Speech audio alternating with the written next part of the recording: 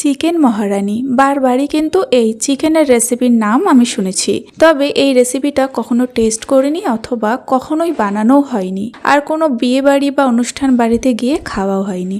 তাই ভাবলাম একবার বাড়িতেই ট্রাই করে দেখি তো কেমন খেতে লাগে। তো রেসিপিটা বানানোর পরেই বুঝলাম এই চিকেন রেসিপির নামটা যতটা সুন্দর, টেস্টটাও ঠিক ততটাই সুন্দর।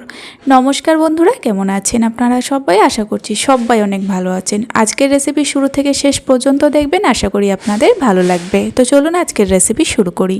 রান্নাটা করার জন্য আমি এখানে নিয়েছি 1 কেজি চিকেন। চিকেনটাকে পরিষ্কার করে ক্লিন করে ধুয়ে নেওয়ার পরে জলটা ঝরিয়ে নিয়েছি।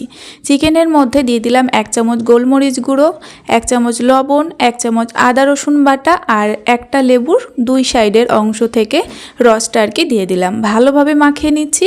আর এখন মাখানো হয়ে গিয়েছে, এবার এটাকে আমি রেখে দিচ্ছি 10 থেকে 15 মিনিটের জন্য নর্মালি এইভাবে রেখে দিচ্ছি। এদিকে আমি নিয়ে নিয়েছি শুকনো লঙ্কা, গোটা জিরে, এলাচ, লবঙ্গ, দারচিনি, গোটা ধনে, আর এইদিকে আছে কসুরি মেথি, কাজু আর আলমন্ড বাদাম। এই সমস্ত কিছুকে একটু ড্রাই রোস্ট করে নিতে হবে। চিকেনের মাপ অনুযায়ী আমি সমস্ত উপকরণগুলো একটু বেশি কম করে নিয়ে নিয়েছি। তো প্রথমে শুকনো লঙ্কা, গোটা ধনে, গোটা জিরে, এলাচ, লবঙ্গ, দারচিনি এইগুলোকে একটুখানি ড্রাই রোস্ট করে নেওয়ার কিছুক্ষণ পরে দিয়ে দিলাম আলমন্ড বাদাম, কাজু বাদাম, আর এখানে আছে কসুরি মেথি। তো এইগুলোকেও দেওয়ার পরে আরও কিছুক্ষণ একটুখানি নাড়াচাড়া করে নিচ্ছি। তো এটা কিন্তু একদম সুন্দরভাবে ড্রাই রোস্ট হয়ে গিয়েছে। এটাকে নামিয়ে একদম ভালোভাবে গুঁড়ো করে নিলাম। এইভাবে জল ছাড়া কিন্তু একদম ড্রাইভাবে গুঁড়ো করতে হবে।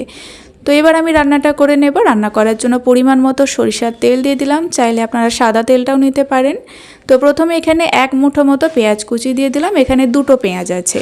পেঁয়াজটাকে স্লাইস করে কেটে নিয়েছি। তারপরে পেঁয়াজগুলোকে বেশ একটু হালকা ব্রাউন করে ভেজে নিলাম। তারপরে এখানে মাখানো চিকেনটাকে এখন দিয়ে দিচ্ছি।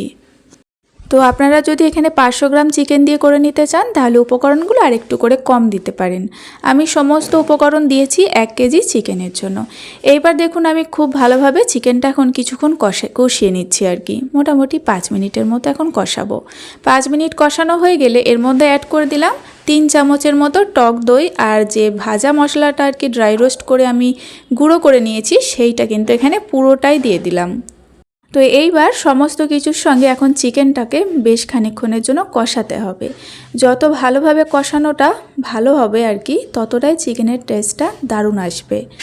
আর এখানে কিন্তু চিকেন কষাতে কষাতেই বুঝতে পারবেন চিকেন থেকে তেলটা ছেড়ে দেবে, আর সমস্ত যে কাঁচা মশলাগুলো আছে তার গন্ধগুলো একেবারে চলে যাবে। ততক্ষণ পর্যন্তই বেশ মিনিট 4 থেকে 5 হলো আমি ভালোভাবে কষিয়ে নিয়েছি। আর এখন কিন্তু চিকেনের তেলটা ছেড়ে দিয়েছে। এই পর্যায়ে আমি দিয়ে দিচ্ছি এখানে সামান্য একটুখানি চিনি। আর এখন আবারও চিনিটাকে একটুখানি ভালোভাবে কিছুক্ষণ মিশিয়ে নিচ্ছি। তো এভাবে আমি প্রায় 3 থেকে 4 মিনিটের মতো চিকেনটাকে কষিয়ে নিলাম। এবার একটু ঢেকে দেব। একদম লো টু মিডিয়াম ফ্লেম রেখে ঢেকে দিচ্ছি 2-3 মিনিটের জন্য। 2-3 মিনিট পরে চাপাটা খুলে নিলাম। তো 2-3 মিনিট পরে চাপাটা খুলে এখন একটু নাড়াচাড়া করে দিলাম। আর এখন পারফেক্টলি চিকেন একদম কষানো হয়ে গিয়েছে ভালোভাবে। এইবার এখানে আমি অ্যাড করে দিচ্ছি ফ্রেশ ক্রিম। 3 চামচের মতো ফ্রেশ ক্রিম দিয়ে দিচ্ছি, আমুলের ফ্রেশ ক্রিম এটা। তারপরে দিয়ে দেবো কয়েকটা চেরা কাঁচা লঙ্কা, আর দিয়ে দেবো এখানে একটুখানি ধনেপাতা কুচি। এইবার সমস্ত কিছু একটু ভালোভাবে আরও খানিকক্ষণ একটু মিশিয়ে নেব। এখনও পর্যন্ত চিকেনের মধ্যে আমি কোনো রকম জল অ্যাড করিনি, চিকেনের জলেই কিন্তু এখনও রান্না হচ্ছে। মোটামুটি এই পর্যায়ে এবার জলটা অ্যাড করে দিতে হবে। আর খুব বেশি জল দিলে কিন্তু এই চিকেন রান্নার টেস্টটা ভালো লাগবে না, গ্রেভিটাও খেতে ভালো লাগবে না।